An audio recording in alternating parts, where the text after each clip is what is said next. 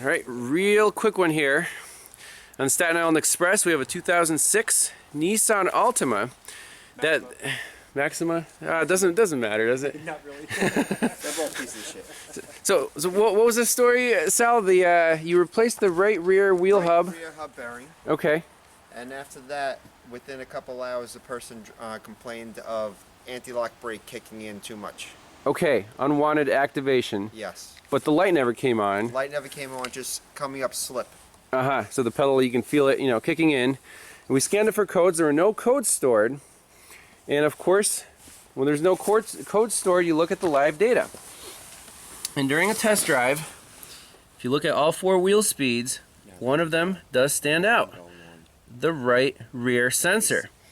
It's kind of fuzzy. It has these little inconsistencies. It doesn't drop out, but it's not as smooth as the other sensors as you're accelerating and decelerating.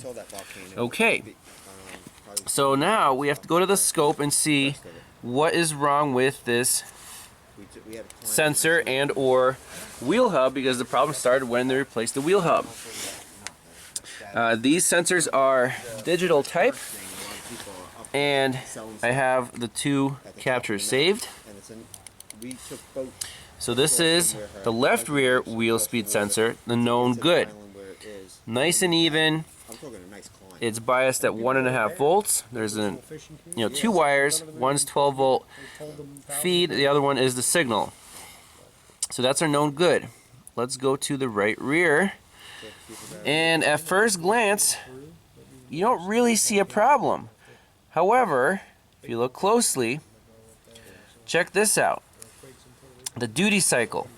So on the known good, we had a 50% duty cycle, and what that means is the low and the high portions are the exact same duration, independent of the wheel speed. On the right rear, look what's happening. The bottom portion here is a lot longer than the top portion. It's not 50%. It's more like 40 or 30%. But then it shifts. Here we have a short low and a long high. So it goes to like 70%. That's the problem. This new wheel hub, the little magnetic ring on the encoder, those north and south little portions are not magnetized correctly. There's like little fat ones and skinny ones. So it's a defective, brand new defective wheel hub. And what does NEW stand for, Keith? Never ever works. And we're going to disclose the brand of this wheel hub? This one was a Moog. Oh, interesting. It wasn't a Dorman or a BWD. Moog has not been what Moog used to be, that's for sure. It used to be the go-to brand, and it seems, from lots of things that I read, that it's not quite the same quality as what it used to be. Okay. Maybe Dorman's helping them. I don't know. Anything's possible. So what's the fix here, Keith? Do you have to go to the dealer? In this case here, yeah, I would go with an OE part. OE part, which probably costs 2 or 3 times as much, but sometimes they don't. Sometimes they're actually, Meanwhile, this car's riding around there with no motor mounts in it. Struts that they no springs. It's a low rider. It's not supposed to be a low rider.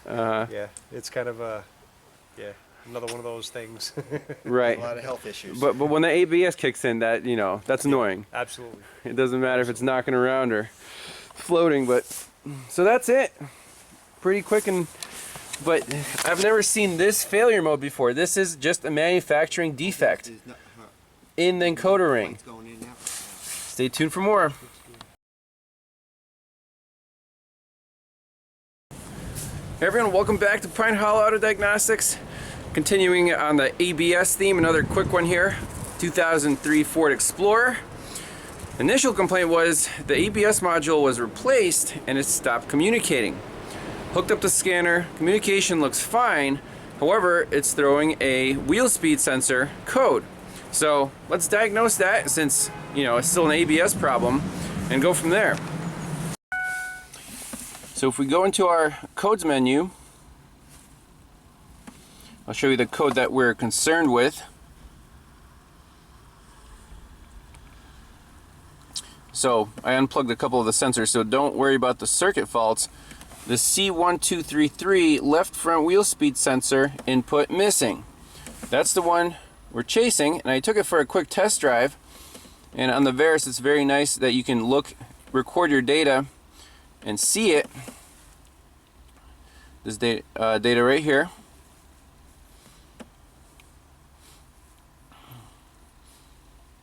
And for ABS problems, the Verus really shines with the big screen.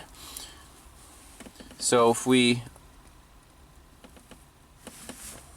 come down here and just look at our wheel speeds, left front, right front, and it just has rear axle speed, so 3 data PIDs. Stands out like a sore thumb. Left front wheel speed is there, but it's very noisy. I mean, look at that. So we have dropouts, we have spikes.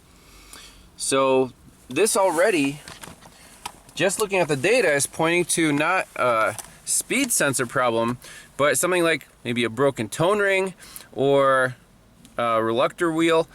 Not exactly sure how this one's set up, but we still want to verify that the sensors are sound, that the resistances are the same. They're VRS type, just 2 wires. Should be simple, right?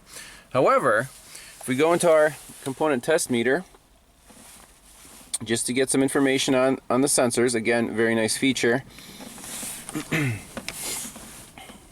Variable reluctance sensors determine vehicle speed. So 2 wires, and if we go to the signature test, you should see that, very familiar, right?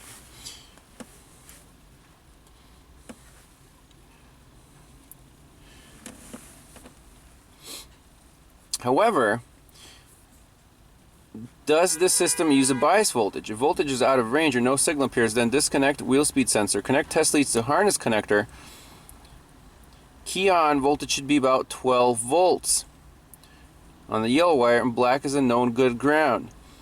So these sensors are apparently powered up. Now, I tried doing a resistance measurement on the sensors, and it was just showing open circuit. So this isn't a very simple sensor. It's almost like it needs to be powered up, and then it'll give you the waveform. So we can go out there and do resistance check, and I'll show you that the ohm meter actually shows open circuit. That could be misleading. So I have the sensor unplugged on the right front. This is our known good side.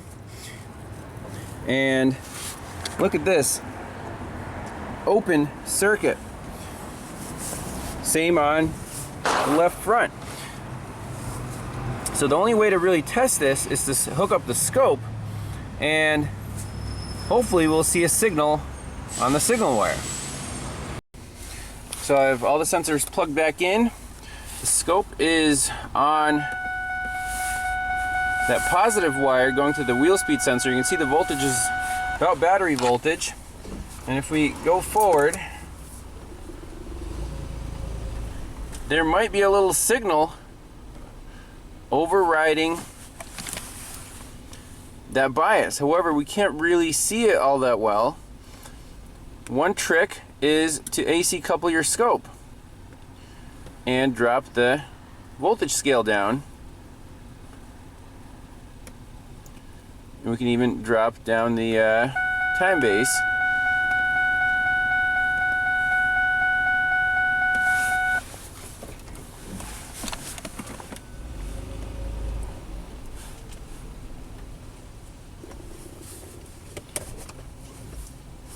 So again,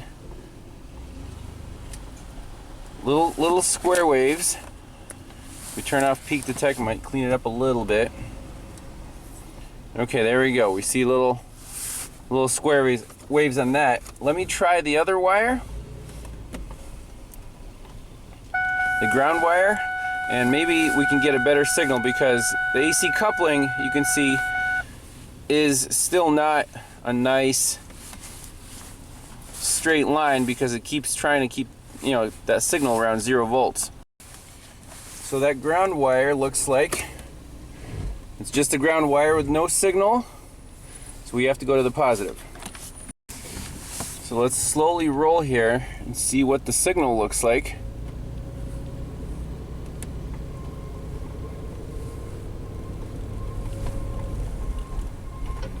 Okay, that should be good. Stop. Zoom out.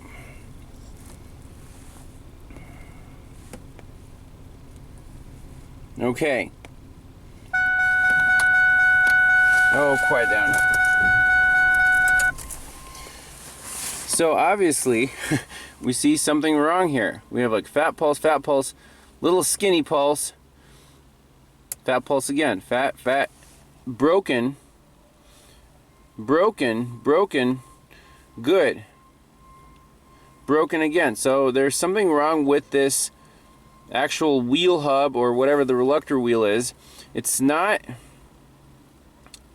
like a bad CV axle reluctor wheel, because this fault happens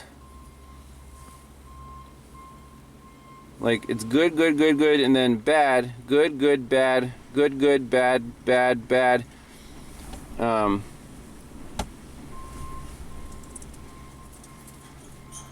That right there, that's the problem. That's why the vehicle thinks like, hey, we're speeding up and then slowing back down. So that's a known bad signal. Now, what do we recommend for the customer to do? Just go in there and remove the sensor. If, you know, it could potentially be rust jacking, but with a non-VRS type or kind of a smart sensor, you can't really tell. It's not like a weak signal, but it's dropping out, which is not good. So it's converting it to like a digital square wave, and that's the problem. So another failure mode. That's it. So stay tuned for more. See you next time. Bye-bye. So on this one, there's no real option. The sensor is actually part of the wheel hub bearing assembly. So if you see, the wire goes down in there. Kind of a tight shot. I can't see it with my eyes, but you just replace the whole wheel hub and call it a day. So that's the diagnosis. See you in the next one.